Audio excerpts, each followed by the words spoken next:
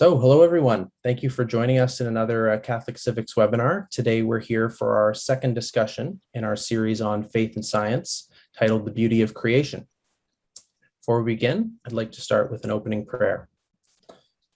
Let's begin in the name of the Father, the Son, and the Holy Spirit. Amen. Glorious Saint Albert, guide to good purpose the investors and scientists.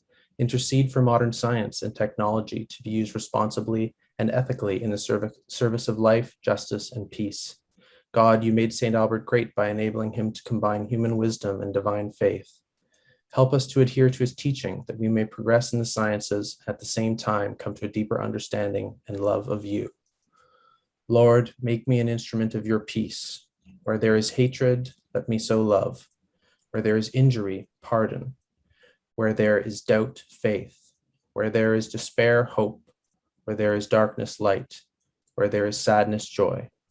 O divine Master, grant that I may not so much seek to be consoled as to console, to be understood as to understand, to be loved as to love.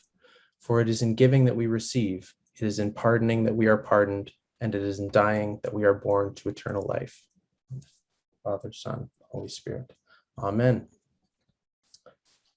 Thank you everyone for joining. Some in Canada, we have a guest from the United States today.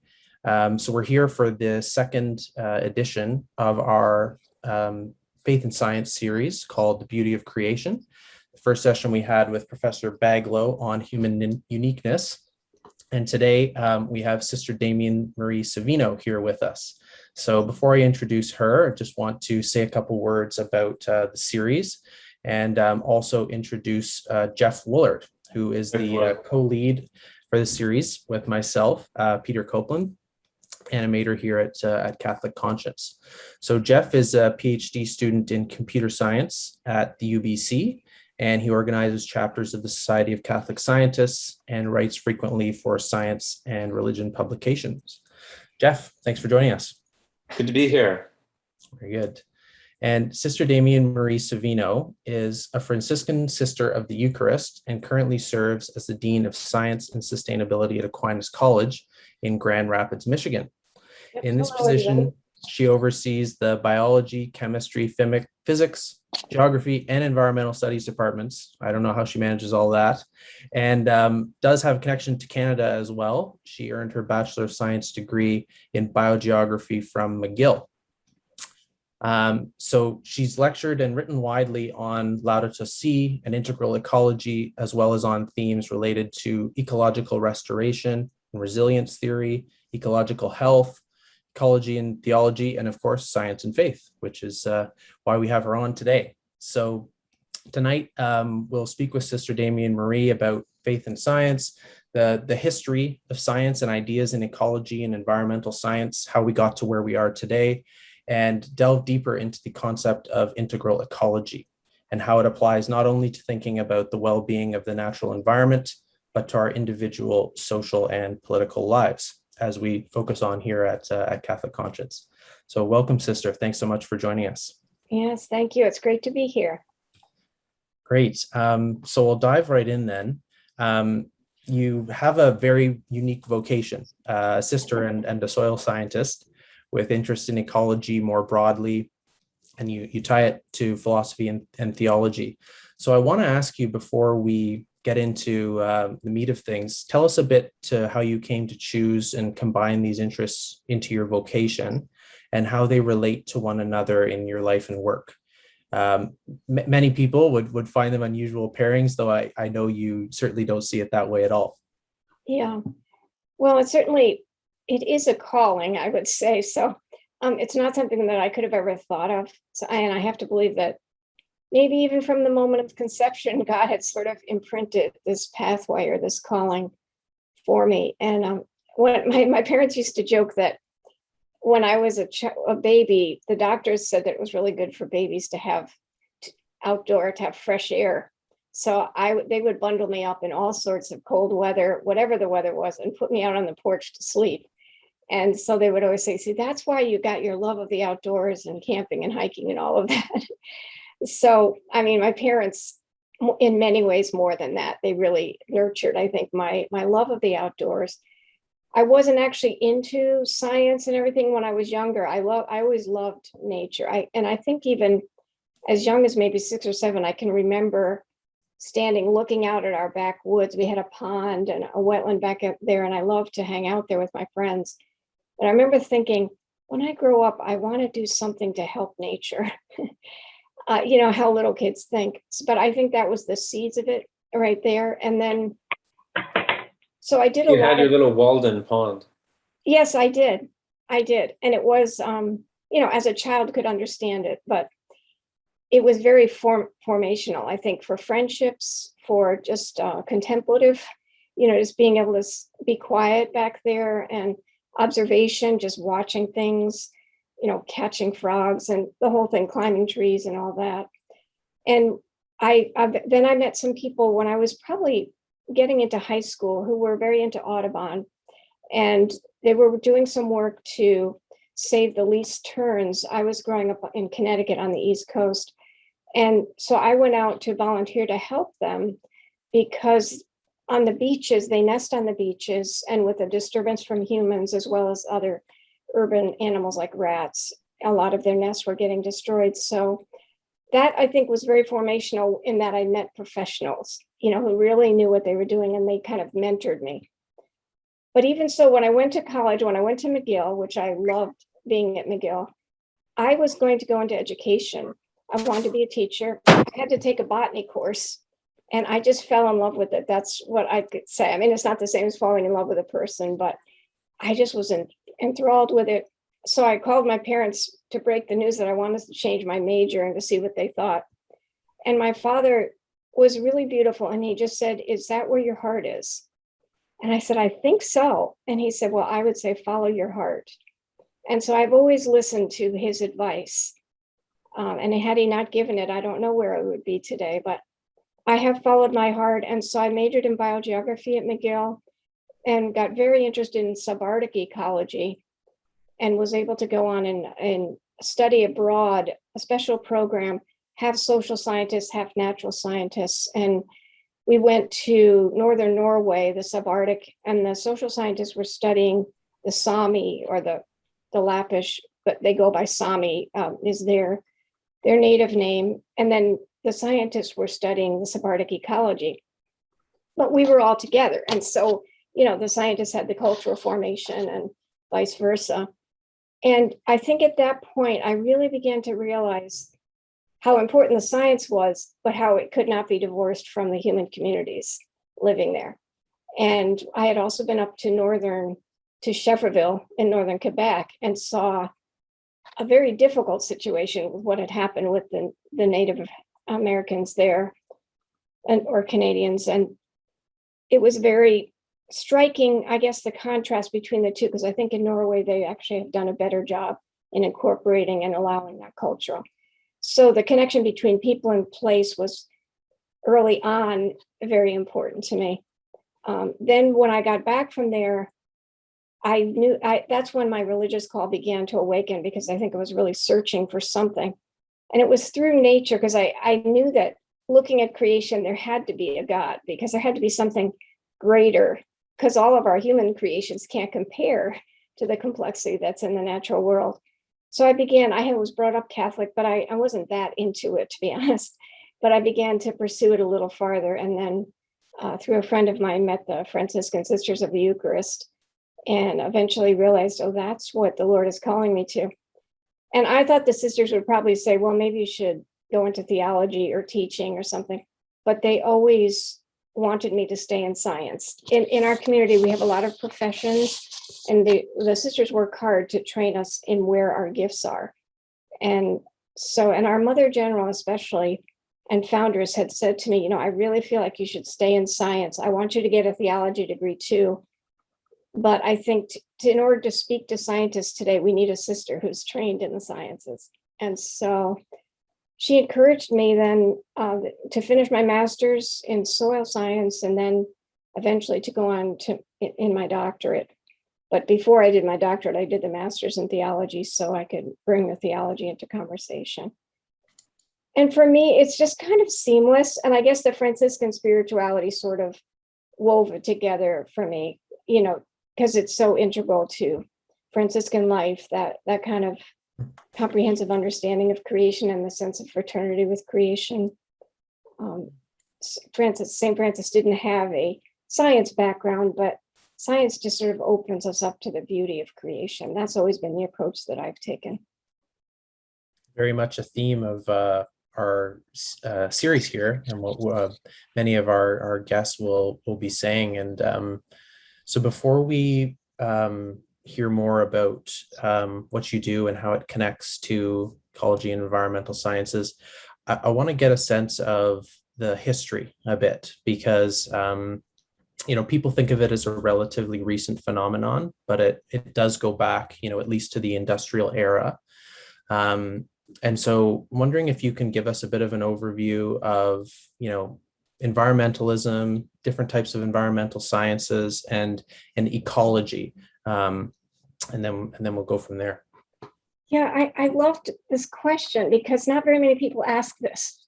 And it's pretty important. And I think most people think, well, ecology started in 1960s. But actually, when you look into it, it goes back to the mid 1800s. So Darwin was writing, but at the same time, you had Charles Lyell in geology, who was sort of looking at the evolution of landscapes. In fact, he inspired Darwin in Darwin's biological theories. You had Alexander von Humboldt, who was a geographer and a naturalist. And he was actually the first person, if we really trace it back, to describe the phenomenon of human-caused climate change, because he was traveling in Latin America and South America and saw the effects of deforestation from colonialism and how it was affecting the local environments. Lakes were drying up and the local climate was changing. So he speculated on that in his writings. And then it was actually, I hadn't been aware of this until I looked more into it, but it was actually a female American scientist, Eunice Newton Foote, who in 1856 theorized that increases in carbon dioxide in the atmosphere could change the Earth's temperature. And I think a lot of people don't know about her. And a lot was happening. So you had people, and it was mostly at that time, I would say geography and geology and biology, that those two things came together to create what we now know as environmental science.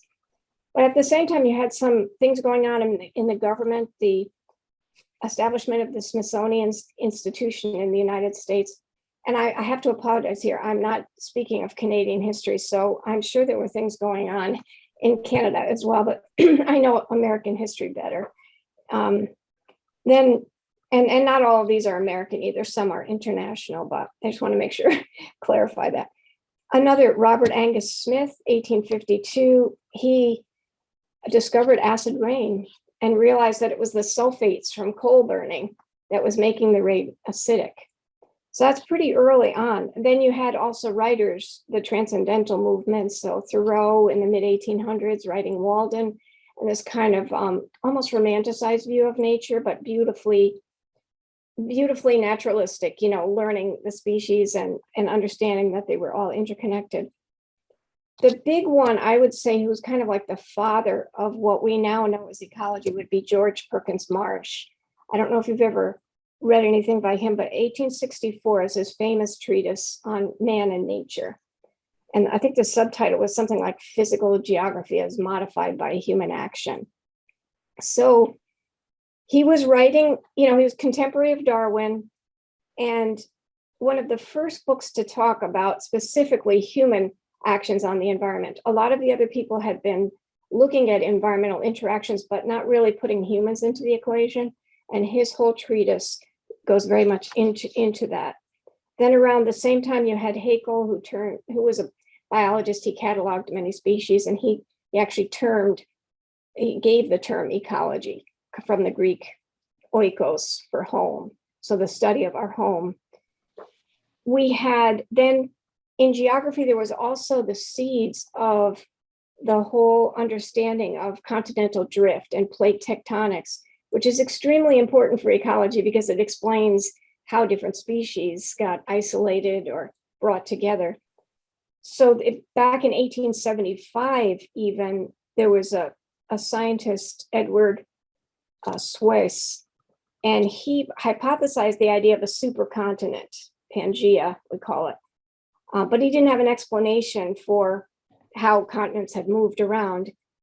And that then Wegener in, I think, 1915 postulated continental drift, but his theory was discounted again because people were like, how are continents going to move? They didn't understand the structure of the earth and that the continents were floating on a liquid mantle.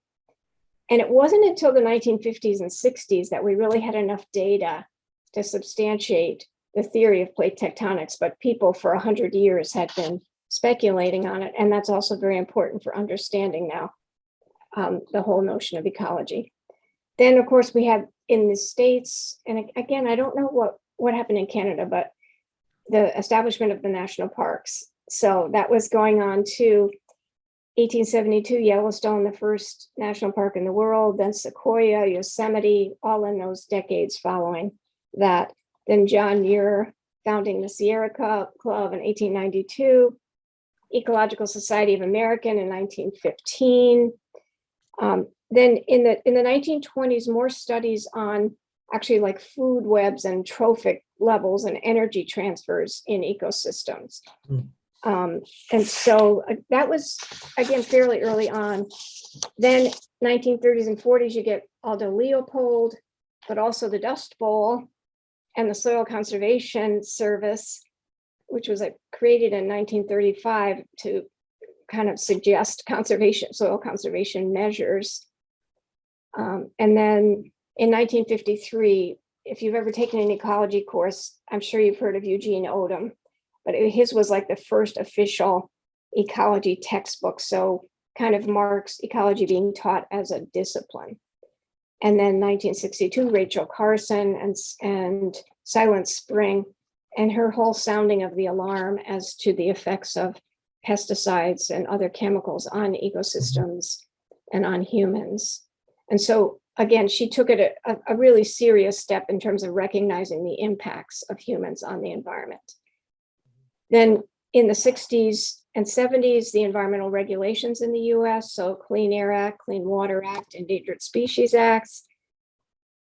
Garrett Hardin, 1968, the tragedy of the commons, and that whole idea of how our human impacts are impacting on this common resources that nobody owns, and how do we deal with that?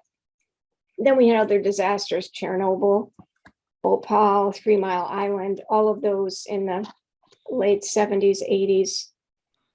So I think, so that kind of brings us up, and now we have, of course, the whole study of climate and issues with global climate change. But one other point I just wanted to mention there too, in terms of connecting ecology with religion, everyone likes to refer back to the famous Lynn White article, The Historical Roots of the Ecological Crisis, which came out in this journal Science in 1967. And in that article, he famously blames Christians for the ecological crisis because of the passages in Genesis that tell us to dominate the earth, and because of what he calls like a Western approach in Christianity that's so anthropocentric and that doesn't want to care about the intrinsic goodness of things, which I would say is a misinterpretation. But he was very strong on that article, and a lot of people read it, and a lot of people have focused on it and have since kind of blamed Christianity. And so it's caused a rift there between theology and ecology, I think. And I think he was trying to clarify, and he did say that Franciscan spirituality was a way of bringing those two things together. But he was pretty harsh on our Western mentality, and there is some truth to what he's saying, but I think so that's an important part. Was he writing from an American perspective? Is he American? I believe so. Yeah, I wonder if that's how much theological training he has and how deep his knowledge of the theological tradition is. And yeah, I don't think that deep, really. I mean, I think it wouldn't take that much theological apologetics to come up against his article. But the problem was it made a lot of cultural inroads, Mhm. And published in a high profile journal like Science. That also gave it a lot of credibility. And there are elements of truth. I'm not totally arguing with him, but I think the portrayal of the Christian approach isn't totally accurate. And that's why I feel like since then we've been trying to recover. And maybe that was a good thing, because we've had a lot more people trying to respond with alternative interpretations of our Christian tradition. Not only Catholics, but also Protestants, who have tried to respond to Lynch's art. Yeah, and Orthodox. Yeah, that was a great summary. I quickly looked up, just to go kind of backwards. I looked up the oldest national park in Canada, and it's Banff National Park in the Rockies. It's 1885. Okay, so Yeah, that's so I think it was 1872 was Yellowstone. So close. I mean, yeah. And I bet there are a lot of similarities in Canada. I don't know your legislation, environmental legislation, very well, but did you have corollaries for Clean Air and Clean Water Act? And I think it's there's provincial national parks, there's federal national parks, there's different layers of legislation. Yeah, It's also a huge ongoing question too of Indigenous lands and Indigenous title. Yeah, and that's something I think that we should be dealing with it in the States, but it's more prominent for you in Canada, I think. But yeah. Yeah, I'm glad you brought up Humboldt. I first came across George Perkins Marsh in a biography on Humboldt. Oh, really? By Andrea Wolf, this UK author who also is fluent in German. So she's kind of bringing a lot of the German studies and literature on Humboldt into the English speaking audience. That's neat. One thing about these early men, they really seem to be kind of like Renaissance men. They weren't just interested in one thing. I think Marsh spoke 20 languages. Humboldt spoke a number of languages. They were very wide ranging in their interests. So it was almost like the interdisciplinary foundations of ecology, were present even in the personalities of these men who were interested in this early on. Yeah, and they're doing science. Even Darwin is doing science in an era that's, he's not a tenure track professor with his lab and postdocs with his specialized equipment, right? He's doing it out of his home. He's doing it with his family's money. He's assembling teams together at Humboldt to write this, to bring it all together in the cosmos and this magnum opus at the end of his life. And no, it's a beautiful history. I think we should take that more with our young people too. The idea of history. So thank you for asking about that. I think it's important. Yeah, it was a very rich and detailed history. You see the different phases there, but I think it's definitely worth noting. You noted the root of the word, care of home, and how it's related to conservation of home, the early environmental movement, and how it's changed. So I want to ask you now about what are some of the current factors behind the ecological crisis. In Laudato Si, as you've already mentioned, Pope Francis notes the technocratic paradigm and misguided anthropocentrism. Can you speak to what those are and how they factor into our lives, maybe with some practical examples? And then to follow up, just obviously environmentalism is very politically front and center and socially. So, what do you think are some good things about the movement and where it can go off the rails a bit? Okay, yeah, sure. Well, those two roots. So in chapter 3, which is entitled The Human Roots of the Ecological Crisis, in Laudato Si, Pope Francis says the two big roots are the technocratic paradigm and misguided anthropocentrism. So when he says technocratic paradigm, he's not meaning technology in general, because technology, he says, it does many good things and has helped us out and has been of service to humanity.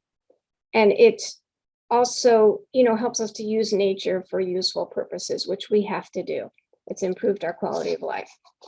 But he's worried about a kind of ideology that can grow out of our use of technology, especially if it's excessive dependence upon it, because technocracy has a lot of power, and it gives certain people a lot of power. So in what he calls the technocratic paradigm, he's saying he's concerned about situations in which science and technology take over and try to control nature and humans and sort of assert their power over humans in this very dominating and domineering sense. And there's nothing to ensure that that power will be used wisely or for the common good or fairly either. Mhm. And he also is very concerned about who holds the power, because if it's in the hands of just a few, that's also very dangerous. And it can lead to, wide gaps in who has and who doesn't. And he also makes the point that not every increase in technology is an increase in progress. So the technocratic paradigm doesn't necessarily mean that we're progressing as humanity. We have to train ourselves to use power well. We have to train ourselves to use technology well. But we also have to train ourselves in the kinds of progress that we want to, into which we want to form humanity, and ourselves being part of that, right? And it doesn't always mean that every technological increase is a good thing for humanity or for the natural world. And I think mostly in the technocratic paradigm, he's worried about how we instrumentalize nature, which can then lead us to instrumentalize other people too. And so, and I think I had this one, I appreciate his analysis of, it's in paragraph 106, and where he's kind of contrasting the fact that we do have to intervene in nature. I mean, it's natural that we would create technology, but there's a difference between that and the technocratic paradigm. So this is what he says: men and women have constantly intervened in nature, but for a long time, this meant being in tune with and respecting the possibilities offered by the things themselves. It was a matter of receiving what nature itself allowed, as if from its own hand. Now, by contrast, we are the ones to lay our hands on things, attempting to extract everything possible from them, while frequently ignoring or forgetting the reality in front of us. Human beings and material objects no longer extend a friendly hand to one another. The relationship has become confrontational. So I think that's beautifully said there in relation to technology. Now, with misguided anthropocentrism, and again, Lynn White, one of his big critiques of Christianity was that it's totally anthropocentric religion, which really isn't that incorrect. I mean, it is anthropocentric. We do say there is a central role for the human person, and it is a unique role. But it's misguided when, I guess, on two extremes. So on the one extreme, when it becomes that we humans are we're so anthropocentric that we're this dominating, domineering force, and nothing else has importance in the face of what humans need to do. There's that extreme.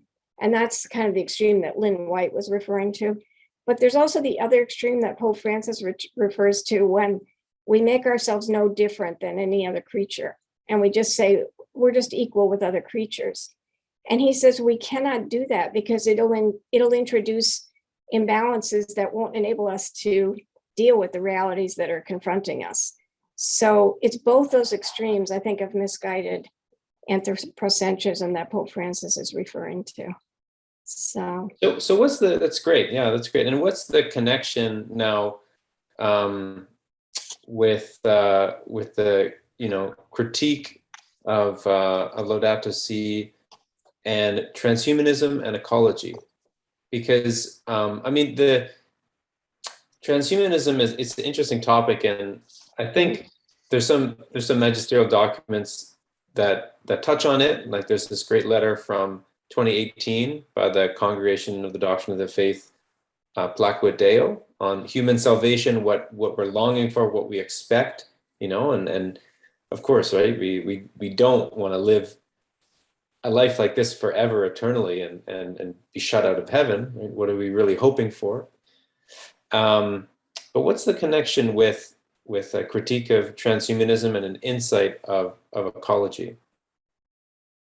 Well, I think so. Transhumanism, as I would explain, it would be kind of this theory that the human race can evolve beyond its current physical and even mental limitations, especially by the use of science and technology.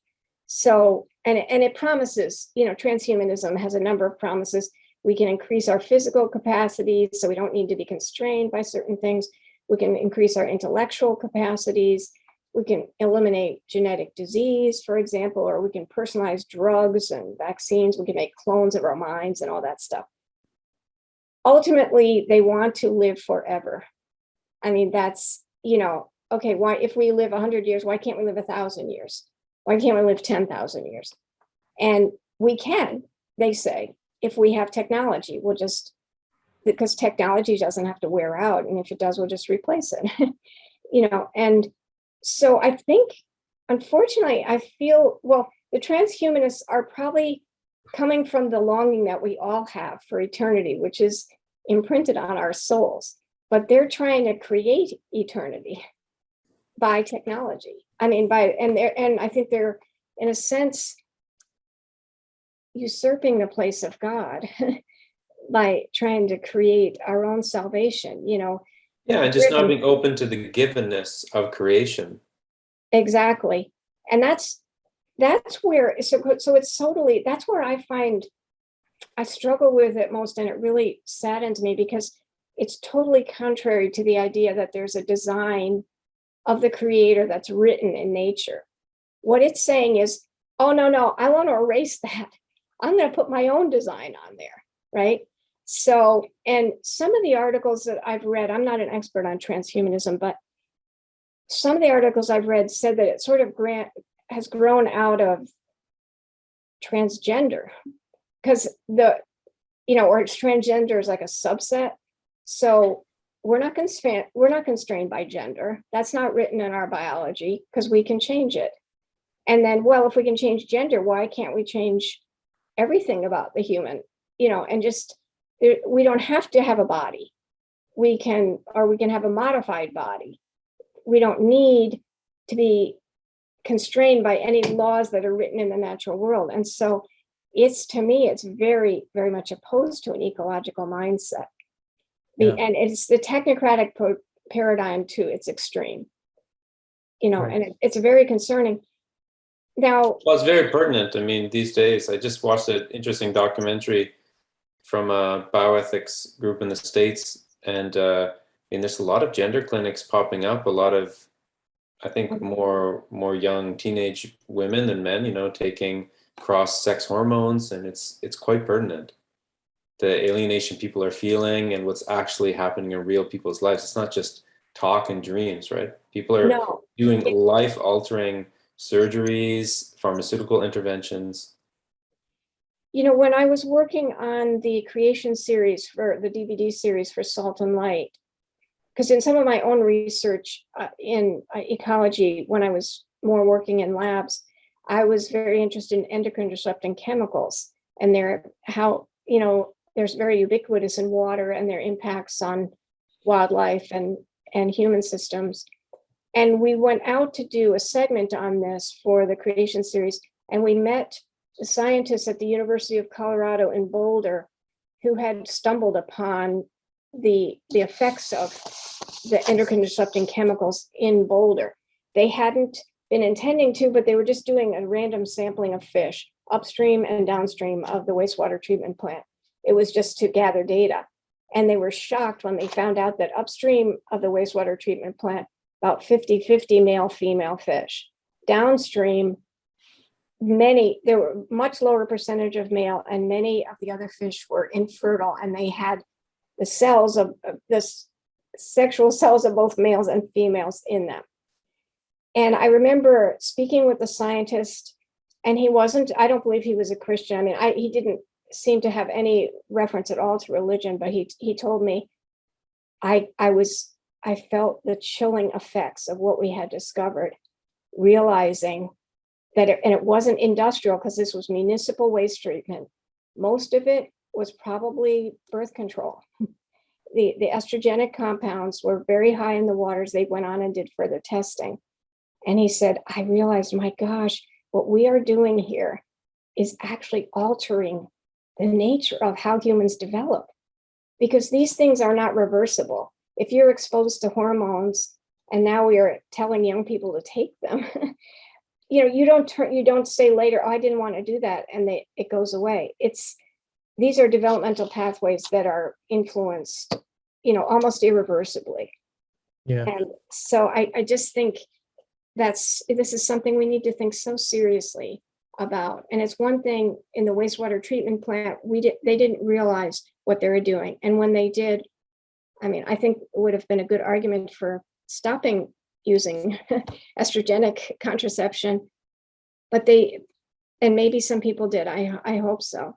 But they also put filters in to remove that from the water, but now we're prescribing these hormones to our young people. So I just will never forget the kind of the chilling look on that scientist's face as he realized the irreversible nature of what was happening in that water, There's a few things, Sister, that you've just said, and Geoff as well, pointing to the nature in things, its intrinsic nature, developmental pathways. Geoff spoke of the givenness of nature, but we have a lot of power and control over our circumstances, and it's yielded a lot of good for us. And so I think a lot of people think naturally, well, what's wrong with this? What's wrong with changing, pursuing a goal in this certain kind of way? So I want to ask you about that, and how engaging in this kind of environmental degradation or control in pursuit of our own goods, whether it's mass consumption or throwing away goods, replacing things, and ourselves, and destroying our environments to build new things. What does that say about us? Does that reflect something in us? Are we right to do this? Can we actually seek what we're yearning for through that? Yeah, interesting question. And again, even with technology, of course, we say medicine is good when it can heal a disease that we don't want our child to have, or our husband or wife, so there needs to be a really well-developed ethics. And unfortunately, most technology progression isn't accompanied by equally strong ethical limitations or reflection.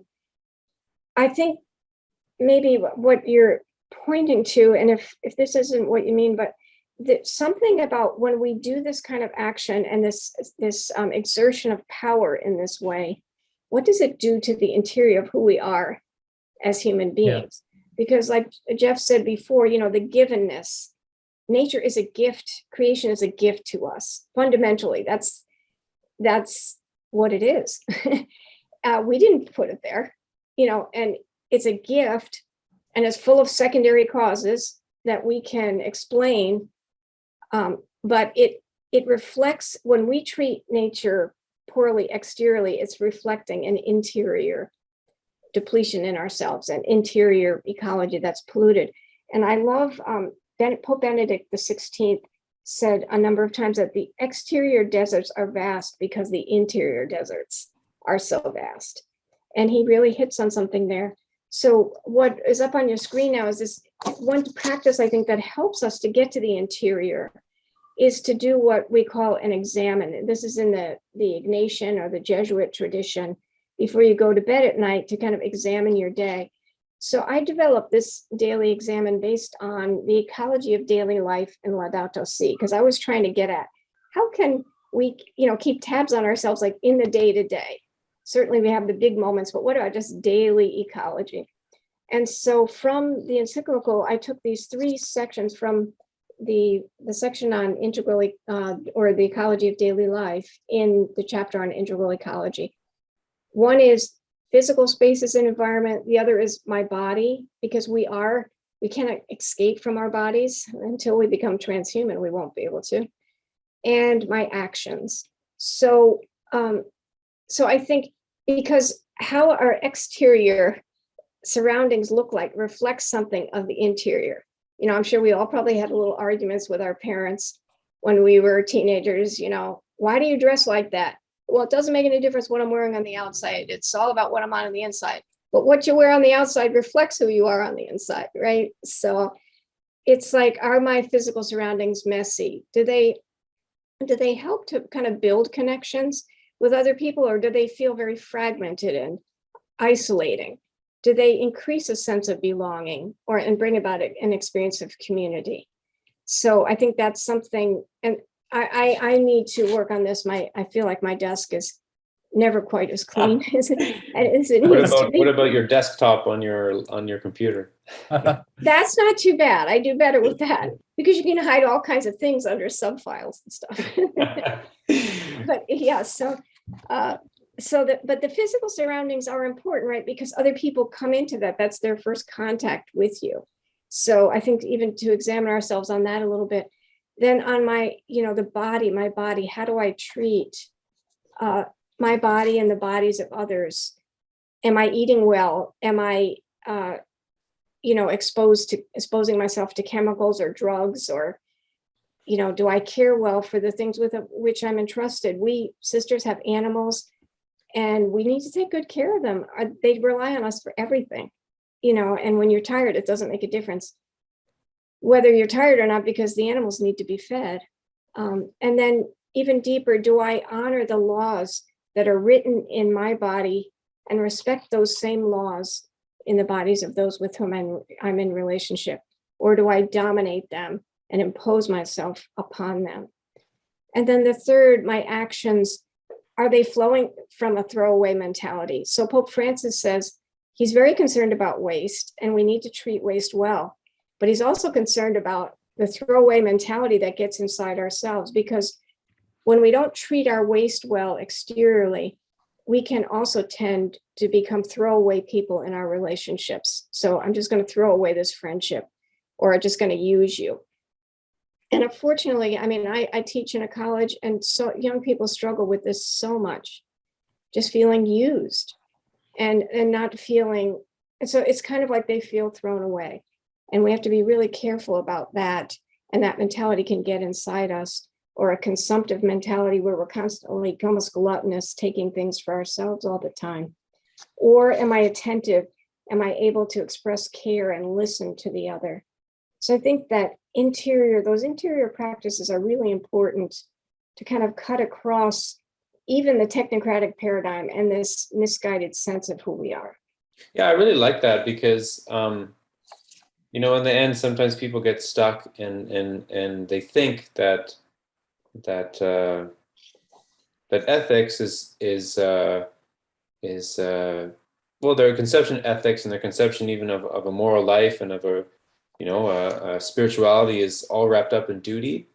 And if you look at the examination, who wouldn't want to live like that? Who wouldn't want to be a person that's connected to others, that's in harmony with their own bodies? So rather than insisting on a sort of autonomous mystique and a sense of domination, it's one that's more where our relationships are all intertwined, interconnected, and how we treat the natural world and how we relate to God, how we listen and are in harmony with our own bodies. They're all feeding into each other and are unified. So yeah, that's great. Yeah. And I think sometimes in the technocratic paradigm, everything is rapidified. The Pope uses that term. And it's actually, you could say maybe it's the evil spirit trying to get us to stop looking inside ourselves, because we're just going so fast that we get almost swallowed up in the exterior stuff and slowing down for the examen. It's amazing what kind of comes up when you get in the practice of it every night. I was like, "Ooh, I didn't even think about that little interchange there. What was going on there?" I examine my conscience every night. I'm going to use that one tonight. see what I come up with. So let's move it along here. Let's let's go to this overview of ecological conversion. And so you've given some talks on this before and written well on this, and it's to connect, doing good with being good and with virtue. Mm-hmm. So the first one that you present on is this new beginning. Exactly. Yeah, new beginning. So why don't you take us through this and explain each one? Yeah, this is something that we sisters have developed, not specifically for ecological conversion, but sort of working on our own process of spiritual conversion. And I adapted it to ecological conversion because conversion is not easy. I mean, we say all these words and everything, but actually letting this happen is a lifelong experience, and it happens in stages. So we kind of identified these 7 stages. First, in the new beginning, we call it the new beginning. In any conversion, it's a matter of moving away from things that are not good and moving toward things that are good, right? And so kind of awakening yourself to what is the way that I want to turn toward. And I think one of those is to be awakened to the interconnectedness of life and to our 3 prime relationships, which the Pope identifies in Laudato Si in paragraph 66. We are to love God, one another, and the earth. Those are our 3 prime relationships. So in this new beginning, we look at how those are interconnected, where we've broken them, maybe become more conscious of where we've broken those relationships or ruptured them in some way or polluted them. Where are we separated from God? And sometimes when I talk about this, I talk about different kinds of separation. So separating the physical from the spiritual. In Catholic spirituality, Catholic theology, those 2 things come together very closely. I mean, the physical is the entrance point to the spiritual. There's not a dualism there. Or separating truth from reality, getting conscious of how we do that. How relativistic are we? Or how lukewarm are we about really going after the truth and living for the truth? It's like, well, I don't really need to do that. I mean, just a little thing. And then also the separation of us being isolated from others, from community. And so I think those all cut across those 3 prime relationships of loving God, our neighbor, and one another. So how do we heal those? So when we go into the second phase, we start to realize, okay, I'm conscious of it. I want to just to follow up there on that first one. It kind of connects a bit to some things Christopher Baglow's written about in seeing interconnections. So because of our image and likeness, because of this spark we have, we can see interconnections between moral truth and factual truth, between oughts and is. And that's actually quite, has been misunderstood by philosophers, and is kind of like, I'm sure there's philosophy 101 essays out there getting written right now that, you can't get an ought from an is and these things. But because we have the capacity to really know things as they are, their essence, we can discover what's good for them. We can discern what is good for them. Mm-hmm. And when we reflect on our own selves, on who we are, where we're going, where we came from, we can know what's good for us, not just what we feel like right now and what our kind of tumultuous instincts that are sometimes out of harmony, how they're pressing on us, but we can really know what's good for us, what helps for our flourishing. Yeah, exactly. I mean, but it's not easy to know. If St. Bonaventure, I always have to bring it at least Bonaventure at least once, but great Franciscan, he says that sin muddies our eyes. And so it's like we have scales on them, or they're, you're kind of squinting, trying to see better. And so these various spiritual practices and, living according to the truths of the faith actually helps to clear away the muddiness, right? So we can see the truth more clearly. But in today's culture, it's very difficult for people to see the truth. And that's why going on this, embarking on this pilgrimage of conversion it's a long-term thing, and it goes on for our whole lives. And you do get clearer and clearer vision as time goes on. That's And yeah, that's good. This is something that Christopher Thompson will touch on in another webinar on experience, the return to experience. And by being in contact with creation, we can, better discern the natural law. And you can just think of the connections between integral ecology and human ecology and pro-life ethic. Yeah, and that's why we absolutely do need the reality of being in touch with creation and creation as gift. I think Christopher Thompson also talks about that in his work. But yeah, because the laws are written there. As much as the transhumanists may want to overwrite them, the laws are written there, and they're waiting for us to discover them. And we're the only creature that can do that. We're the only creature that can read those laws. The other ones, all the other creatures obey those laws. They can't not, but we're the only creature that can really read the laws there. And we also have the choice to disobey them if we want. We can read them because we see when we don't read them. Yeah, what happens? As the poet Wendell Berry said, we're the only creature who's confused with who we are. The trees aren't confused with who they are. The birds aren't confused with who they are, but we're confused with who we are.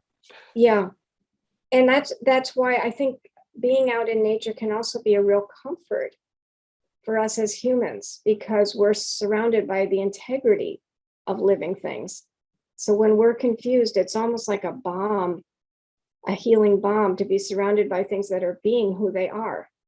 And it's a beautiful being. It's a very complex and beautifully intertwined and just physically beautiful, generally being of things, a goodness.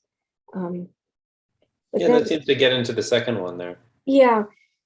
So we want to heal, but we kind of have to go through this cognitive dissonance. Yeah, it really does so there's a tension of knowing our dependence, but wanting to be independent, and also trying to be interdependent. And I think why we put this phase in, it's sort of the tension that you live in you want to live your own life, but at the same time you have to acknowledge you're dependent on others, and that what you do affects others and such. And so I think that we're trying to emphasize here that you just become aware of the inner tension and don't try to run away from it or pass over it, because we all go through it. And it is this tension that we're saying of between being surrounded by a nature that is itself, and yet we're struggling. We don't know who we are. We are dependent, but we want to be independent. We are something different, and yet we're interdependent too. And so recognizing the tension is very healthy in the conversion process, and just kind of acknowledging it and learning to live with it rather than trying to rush over to a superficial shortcut. And then that leads to the third phase of personal initiative. So you're driven to start doing some things, and in the case of ecological conversion, you want to take some personal responsibility, and you want to make a few steps, so maybe you decide, okay, I'm going to start doing an examen, and maybe you don't do it every night, but you say, okay, once a week on Sundays, I'm going to do my little examen. So you're taking personal initiative and trying to commit, and you're not doing it so much out of duty, but out of kind of like an interior compulsion that you really want to change. We have at Aquinas, we have a zero waste initiative. And when I see a student, we try to train students what can go in which bin. And when I see them starting to take it on, I think, okay. Unraveling the tea bag and composting and putting the paper, the metal clip. Yeah, and I wish more did that, right? But when you see someone making a small, and even Pope Francis says in Laudato Si, if you just do a small thing like turn off the lights in a room or turn down the heat a little bit to save some energy, if you're doing it out of love and that you want to help creation, that is a virtuous act. That's an act of love. And I tell my students that a lot, because nothing is too small. Taking the personal initiative is a key step on your conversion process. And if 1 million people take personal initiatives, you've got 1 million personal initiatives. And then you really start to make a difference. And also your personal initiative, if someone else sees it, then you're making a step toward the good, or a Yeah, witness. and these life commitments, like if we look at these life commitments, there's, we're saying I want to be this type of person. And then we're saved from the frustration of being like, well, no one else is doing this. And well, nothing's, it's not working. Nothing's changing. Oh, what's happening? And I was just at a kind of dialogue about the environment recently, and from the audience, there's quite a bit of frustration of the kind of mature crowd of, well, this is nothing new, nothing's happening, it's just getting worse and worse. And okay, things can be getting worse and worse, but I can, at least with my freedom, there's some things I can change. That's liberating. And that's really good. And the whole point of the conversion too is that, ultimately it will affect our exterior actions, but if we don't, I think if we want real environmental change, we have to change interiorly. It's all these things that we do are very good, but at least as Catholics, I mean, they'll just be like social action, but they won't have an undergirding of real faith underneath them and of a real internal change, and that actually makes me feel good too, because it can be overwhelming. Look at how much needs to be done and thinking, I can't, how much can I contribute? However, if you are changing as a person and you are making these commitments, there's something that changes. I mean, it's just a whole difference between total discouragement and feeling like you're on a path. And that's what this ecological conversion is meant to be. So then, you might go from small personal initiatives to a life commitment. So I have a friend, a colleague at Notre Dame, and he's very involved. He's very concerned about climate change. So he's bought a hybrid car. He put solar panels on his house. I mean, he has committed his life, right? I mean, he's really made some changes. And he's also really committed to being a very faithful Catholic. So that, when you get to that point, you're getting a lot more serious about it. This is the marriage to it, right? I'm going to really make some decisions in my life that have some lasting impact. Then in the next one, you're getting even more serious. So, and that's when our interior convictions are strong enough that we really want to dispossess for the sake of the common good.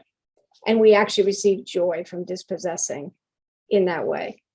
And then this leads to the 6K age, where we're just saying, I'm in this for the long haul.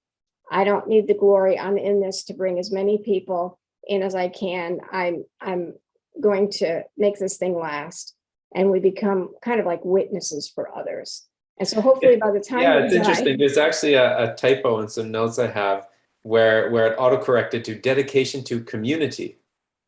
Oh. But it's actually a nice fit, because in the end, it's not, it shouldn't be a totally individualistic thing. There should be, we grew up in a family, and the church is the family of families, and we want to pass the torch, and it is very meaningful when we see that other people are kind of alongside of us, also accompanying us, and that's into our social nature.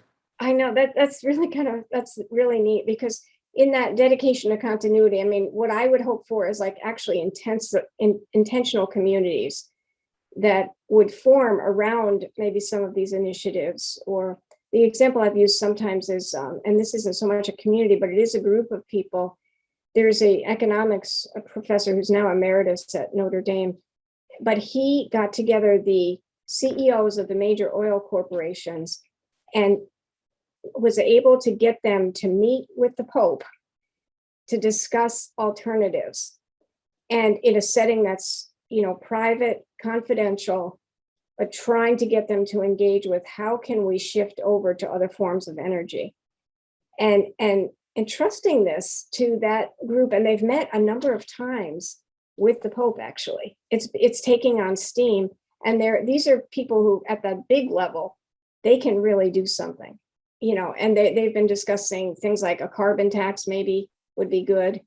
And then it would encourage the use of alternative forms of energy, but they're all in it together and they're all talking with one another. So I think it's those kind of creative ideas, and people are willing to stick their neck out a little bit to create some of these groupings of people.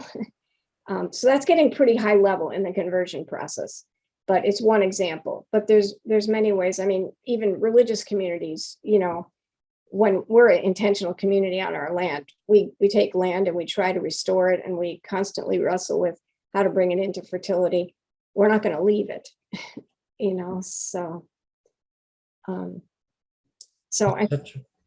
It's such a detailed process, and I do like how you place particular stress on cultivating it in yourself and having it flow outward from that, because I think that's so much of what's challenging about our contemporary worldview and way of being. It's so rapid, it's so consumptive, it's so I'm going to dominate, control. It's like all of those things we do at the social and or political level, they can just, they're really adding on to the pile without starting from a different place of centeredness. So it's just a very powerful process you've elaborated on there, Sister.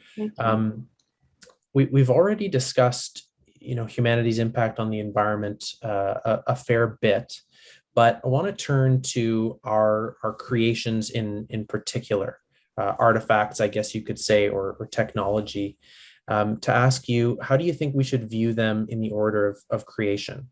So obviously, everything is created, but we've already drawn attention to the fact that things have a givenness and a kind of an intrinsic order to them.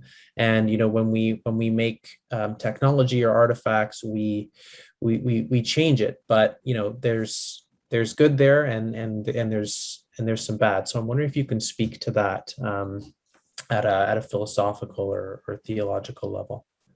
Yeah, I think the other night I was presenting and someone said to me, Sister, what can you say about urbanism and how we could design our cities?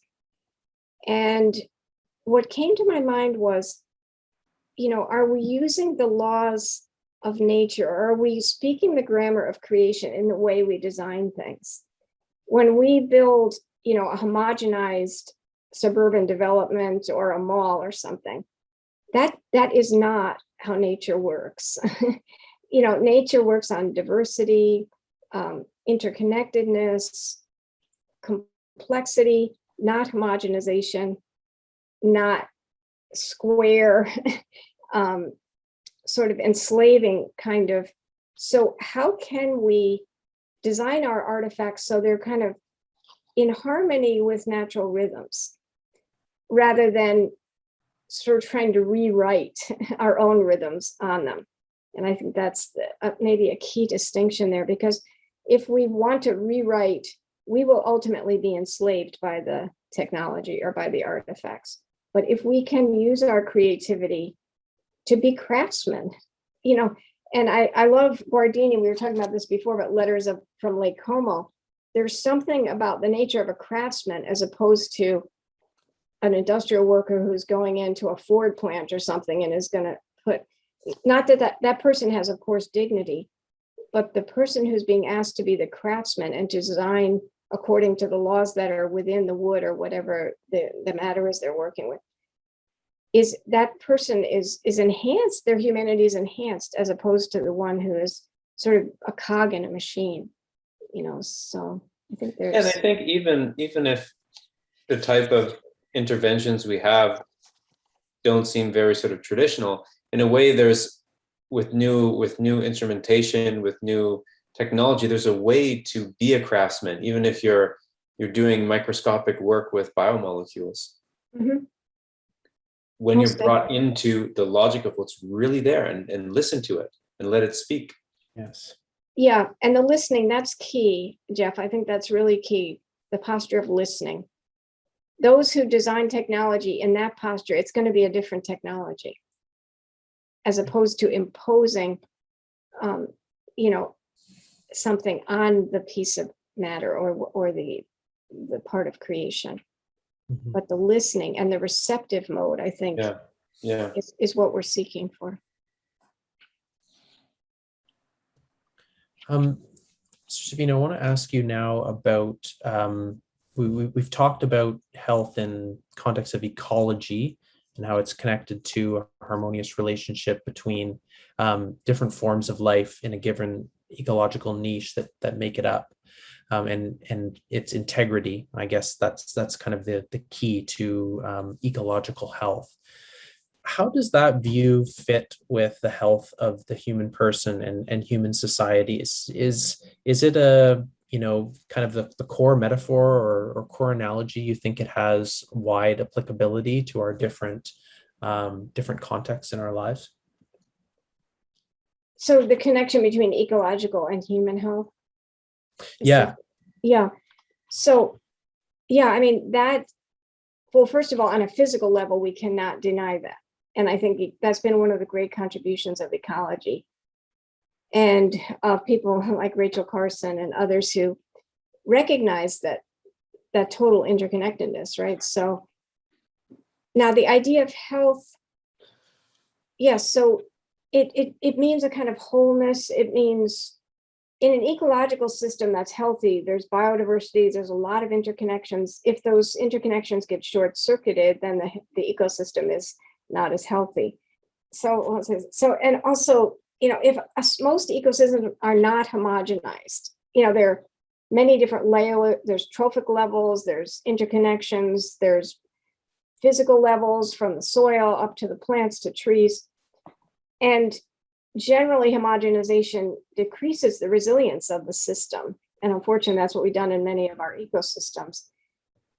It also tends to decrease the resilience of our human health too.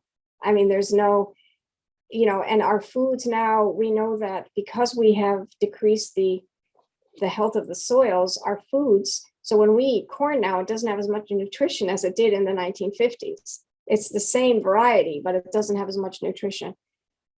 So it's all interconnected. We cannot get away from that interconnectedness. And I think also healthy ecosystems live within limits. And when those limits are exceeded, then we start to see eutrophication or all the different ecological effects that we see. And it's the same with our human bodies. And I think what the transhumanists are trying to do is just eliminate any limits. And that is not how nature works. Every natural organism, every ecosystem, that's one of the laws of nature. There's limits. It lives within limits. And I think key to health is knowing our limits. And, you fluctuate around within the range, but that's how we are able to adapt to changes and to interact with others, is by recognizing our limits and, and then moving out from there. I mean, so it's very important, that connection, I think. And also the fact that when we affect one part of an ecosystem, the health of humans very far away could be affected by it. And this was, unfortunately, so endocrine disrupting chemicals, some of the indigenous peoples in northern Canada have higher levels of endocrine disrupting chemicals in their breast milk than the ones down here where those chemicals were generated. And that's because they're cycling around through the system. And it's really not fair to those people. So anyway, that's kind of a long answer to your question. Okay, I have another question. So in the Apostolic Constitution, Veritatis Gaudium, it really encourages excellence in research and science as an opportunity for evangelization. So do you have any anecdotes that would highlight that, where you've seen that in action, maybe in ecological research? Regenerative agriculture is a kind of up and coming area of research and practice. And it's all about actually using farming and grazing practices that rebuild soil health, produce better food, and also capture carbon. So, and there are projections based upon the work that's been done thus far that if we could do this on a broader scale, we could actually start to reverse global warming by the amount of carbon that would be captured. And I think, so to me, it's a kind of excellence on a number of levels. First of all, the science involved of understanding this hugely interconnected system. But then the farmers who have really exhibited excellence and also of character as well as practice in switching over to this, which meant a radical shift in how they do things and grasping that in conjunction with the experts who are advising them from the universities and things. And then just moving into this kind of excellence of harmony in their system. You know, it's really impactful what's happening now with regenerative agriculture, and that's something that's been on my mind. I think there are others also. There's someone I know at Notre Dame who's an aquatic ecologist working in Senegal, and has figured out the cause of water pollution in some of the waterways there, and it's related to a lot of the weed growth that is occurring. So I think there's parasites that are attached to that weed growth in the water. So he's figured out the science, in very sound science. Now he's trying to figure out ways to improve this situation so they can improve human health. And they know they have to remove the vegetation in order to do that. But they need to, however they need to do it, they need to do it in a way that's sustainable, that the local people are owning this solution and understand what they're doing. So it's kind of like this excellence in this marriage of natural and human ecology too, which I find really impressive. And I think, you know, then science becomes the service of humanity. Those were two ideas that came to mind.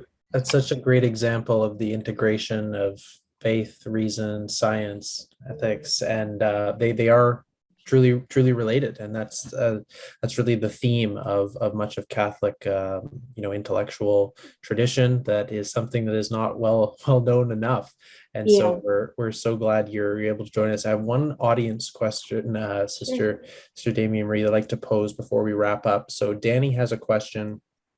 Thank you for speaking to us, Sister. In this kind of work that can be daunting and discouraging, both on the side of environmental and human conversion, what have been some signs of hope for you recently? Okay. Well, I'd have to say, first of all, Laudato Si. Now that was 5 years ago now, right? But I never thought we would have a papal encyclical on the environment. Not that I'm not being critical of the church. I just never thought it would receive that level of attention. And so I find that extremely encouraging. And not only that, but it sort of outlines at least a platform for how we could approach these questions.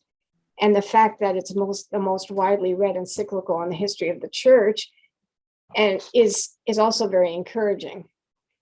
You know, that, and with every point of encouragement, I'm sure you can answer with some point of discouragement too. The other thing is, I guess on a smaller scale, looking at my students, I'm teaching just an introductory environmental science course this term, and I wanted to do that. So these are students from every different major. They're not, most of them aren't going to major in environmental science, but I wanted to introduce them as civic leaders. This is, you need to know about this, right? If you want to, and as citizens. And I have to say, I'm kind of impressed with their responses. That on the one hand, I wish that they knew more, but when they are introduced to the principles, they really seem to grab onto it. And especially the point you brought up, Peter, about the connection between ecological health and human health, that I think kind of blew them away. And that's breaking down some of those walls, you know, those barriers between, and helping them to see the interconnections. So I do find that encouraging. I find our zero waste initiative here very encouraging. Again, we have a ways to go. We're not 100%, but we're 70 to 75% zero waste. That's not too bad. It's moving in a positive direction. So that I think I would start with those. Many signs of hope, indeed. Yeah. Well, Yeah. Thank you so much for your time and for going overtime with us, Sister Damien Marie, and Geoff. Always, thank you for joining, and those in the audience.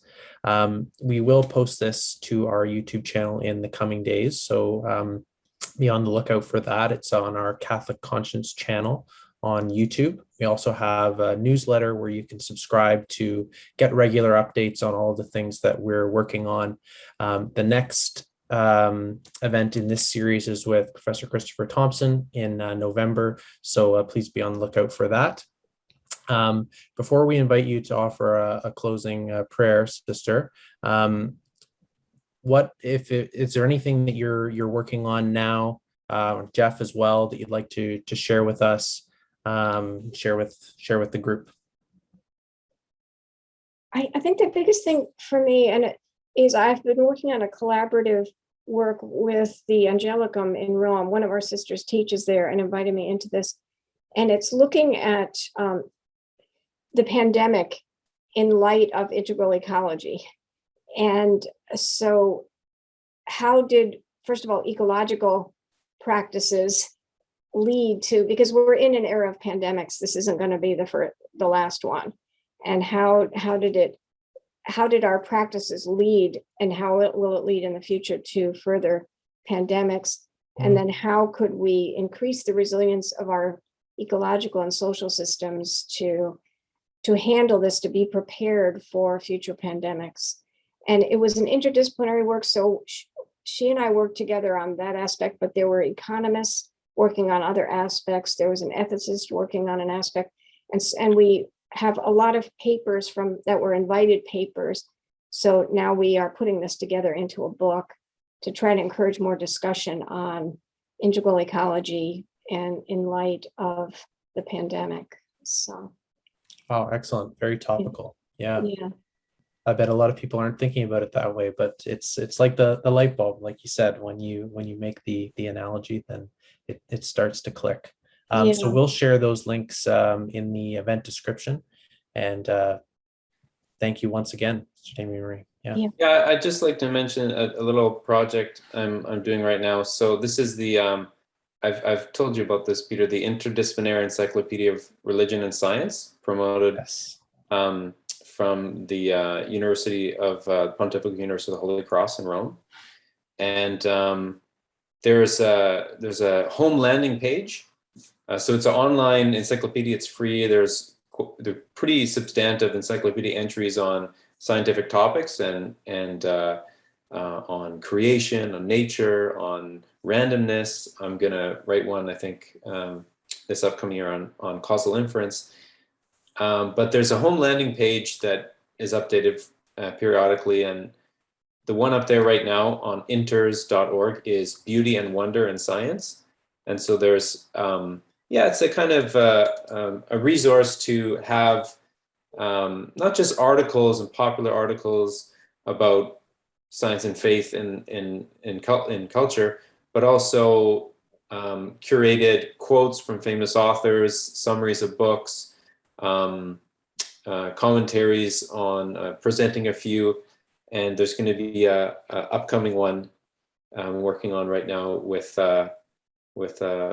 Father Giuseppe Tenzalaniti on creativity in science. And so I'll probably talk a bit about this sense of co-creation and the grammar of creation, and link it up with the discovery and formulation, and it's people who do science and develop technology. So yeah, I just put a link in the chat there on Inters. I encourage everyone to use that resource. Definitely, we'll link to that as well. So thank you again, everyone. Sister, if you're able to offer a closing prayer, that would be wonderful. Sure. I'm taking a prayer, from a Christian prayer in union with creation from Laudato Si. In the name of the Father, and of the Son, and of the Holy Spirit. Amen. God of love, show us our place in this world as channels of your love for all the creatures of this earth, for not one of them is forgotten in your sight. Enlighten those who possess power and money, that they may avoid the sin of indifference, that they may love the common good, advance the weak, and care for this world in which we live. The poor and the earth are crying out. O Lord, seize us with your power and light. Help us to protect all life, to prepare for a better future, for the coming of your kingdom of justice, peace, love, and beauty. Praise be to you. Amen.